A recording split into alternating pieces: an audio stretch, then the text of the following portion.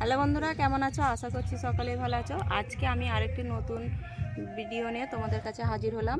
আজকে আমি কোনো রান্নার বা ব্লগ ভিডিও তোমাদের সাথে শেয়ার করব না। আজকে আমি কিভাবে কাঠের উনুন মানে মাটির উনুন কিভাবে তৈরি করতে হয় সেইটাই আজকে তোমাদের সঙ্গে শেয়ার করব।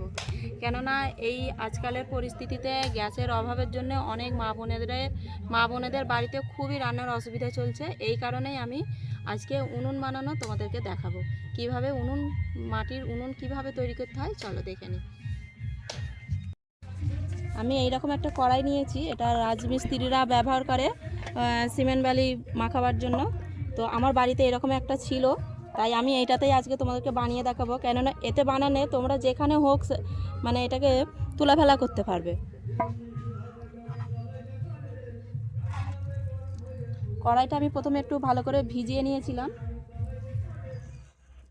তো মাটিটা আমি আগে থেকে মেখে রেখেছি যাতে করে কাজ আসান হয়ে যাবে।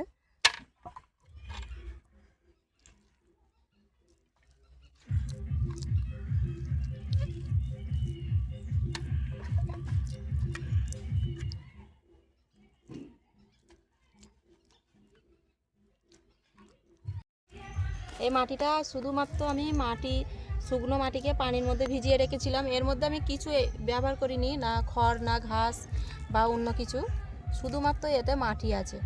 তো এই শুধুমাত্র মাটি দিয়েই এত ভালো চুলো হবে। দেখো আমি এইখানে আরেকটি চুলো বানিয়েছিলাম শুধু মাটি দিয়ে, এত সলিড হয়েছে। তাই আমি আজকে তোমাদেরকে এইভাবে শুধু মাটি দিয়ে বানিয়ে দেখাচ্ছি।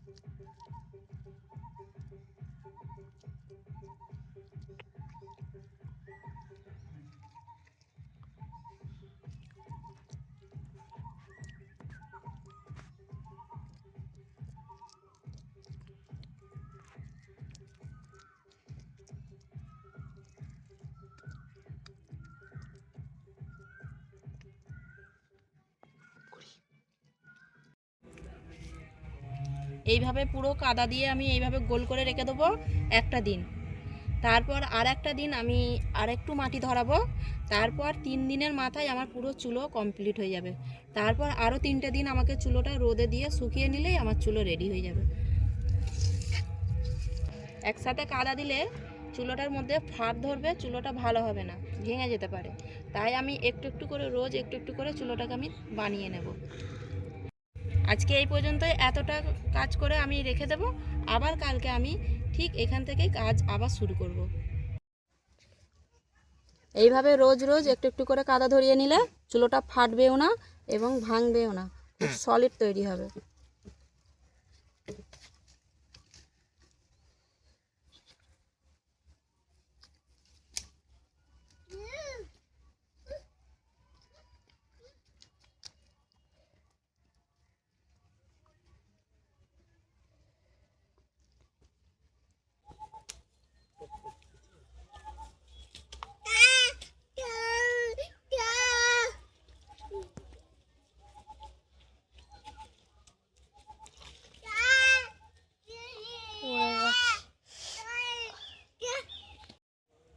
আজকে এতটাই আমি করে রেখে দেবো।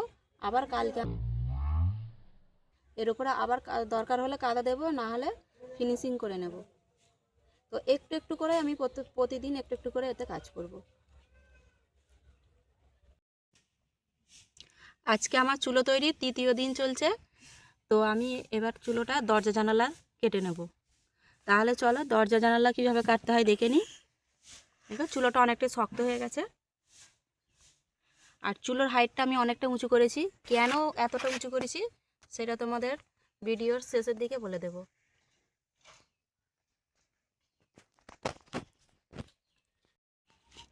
এরকম একটা আমি বাটি নিয়েছি, এই বাটিটা মাপ করে কেটে নেব।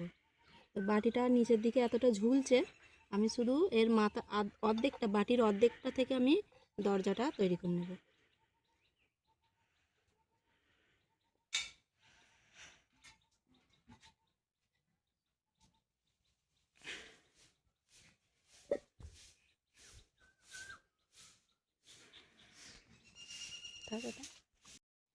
এবারে এই বাটির পেছনটা দিয়ে বসিয়ে আমি দাগ কেটে নেব। এটা হচ্ছে জানালা।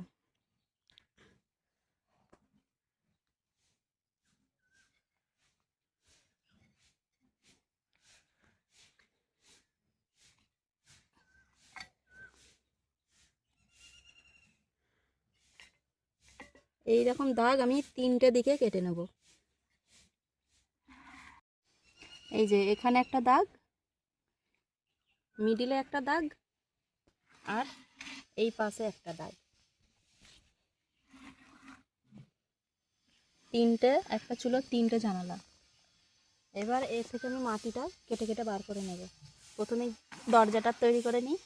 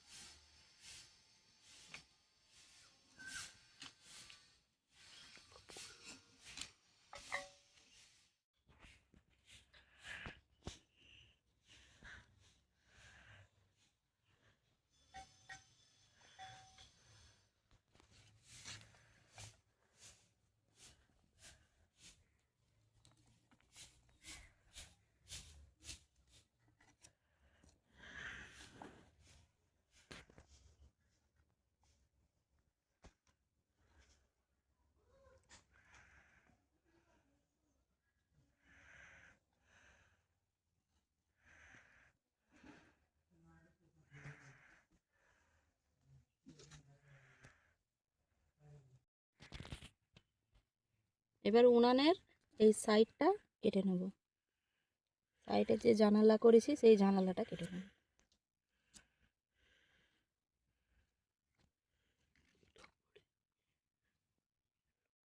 এইভাবেই আমি 3টে জানালা তৈরি করে নেব। আর এটা একটা আর দুটো। তো আজকের আমার উনান রেডি হয়ে গেছে। এবার এটাকে আমি 3 দিন রোদে ভালো করে শুকিয়ে নেব। 3 দিন পর তোমাদেরকে আমি দেখাবো। তো কীরকম ভাব আমি দরজা জানালা কেটেছি একবার দেখিয়ে দিই।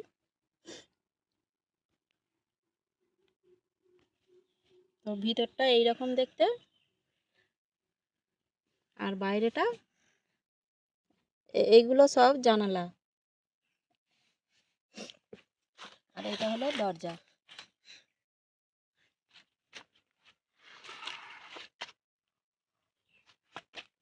তাহলে বন্ধুরা আমার বুঝতে পারছো আমি চুলোটার এই এতটা লম্বা হাইট করার কারণটা কি? কারণটা এই কারণেই আমি এটা উঁচু করেছি, যাতে করে দরজা জানালাটা আমি কাটতে পারি এবং এ থেকে যে ধোঁয়াটা বেরোবে সেটা হাঁড়ির গায়ে লাগবে না। তো এইখানে আমি হাঁড়িটা যখন বসাবো শুধুমাত্র হাঁড়ির তলাতেই কালিটা হবে, তো গায়েতেও হবে না কালিটা। তো এই কারণে চুলোর হাইটটা একটু আমি উঁচু রেখেছি এবং 4 দিক থেকে আমি, মানে 3 দিক থেকে আমি জানালা কেটে নিয়েছি, যাতে করে এর কালিটা এই জানালা দিয়ে বাইরে বেরিয়ে যায়। 3 দিন পর আমি তোমাদেরকে আবার এটা শুকিয়ে গেলে দেখাবো। তো আজকের আমার উনান তৈরি রেডি হয়ে গেছে। এবার এটাকে আমি 3 দিন রোদে ভালো করে শুকিয়ে নেব। 3 দিন পর তোমাদেরকে আমি দেখাবো। তো কীরকম ভাব আমি দরজা জানালা কেটেছি একবার দেখিয়ে দিই।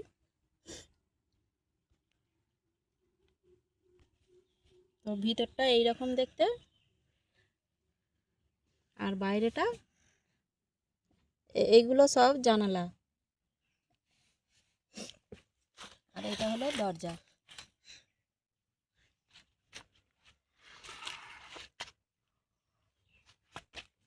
তাহলে বন্ধুরা আমার বুঝতে পারছো আমি চুলোটার এই এতটা লম্বা হাইট করার কারণটা কি?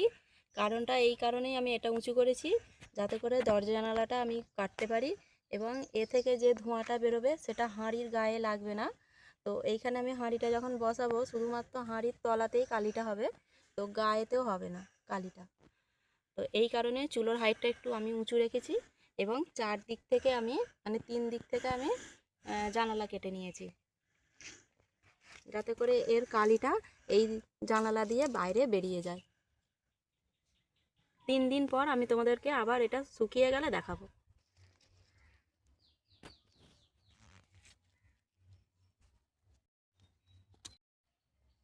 উনুনটা কতটা পারফেক্ট হয়েছে তোমাদেরকে একবার উনুনটা জ্বালিয়ে দেখিয়ে দেবো।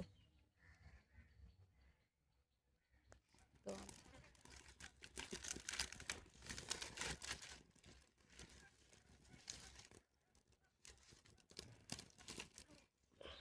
আমি হাঁড়ির মধ্যে পানি নিয়েছি, তো পানিটা আমি এই চুলোতে মানে উনানে আমি গরম করে দেখাবো।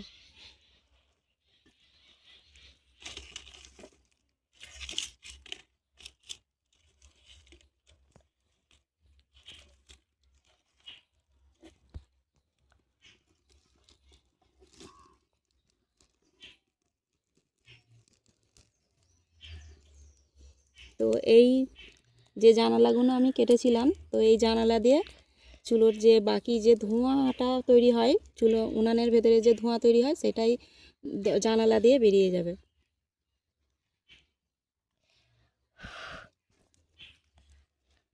তো শুধুমাত্র আমার যে হাঁড়ি বা পাতিল শুধুমাত্র তার নিচেটাই খানিকটা কালি হবে, আর এর বাইরে আর কোনো হাঁড়ির বা পাতিলের গায়ে কালি হবে না।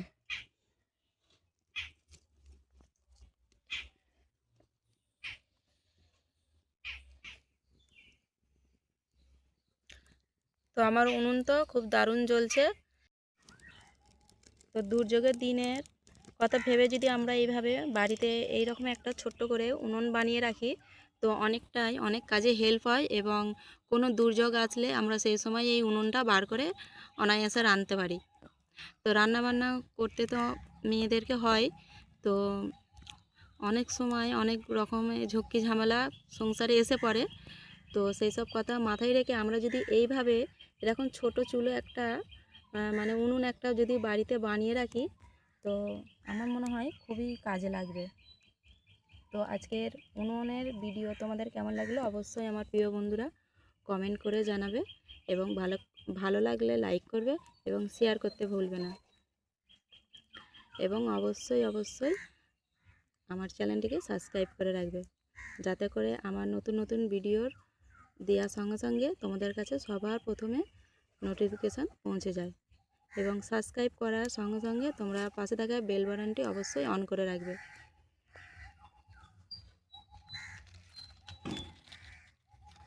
আজকের ভিডিও এই পর্যন্তই। সকলে ভালো থাকবে, সুস্থ থাকবে।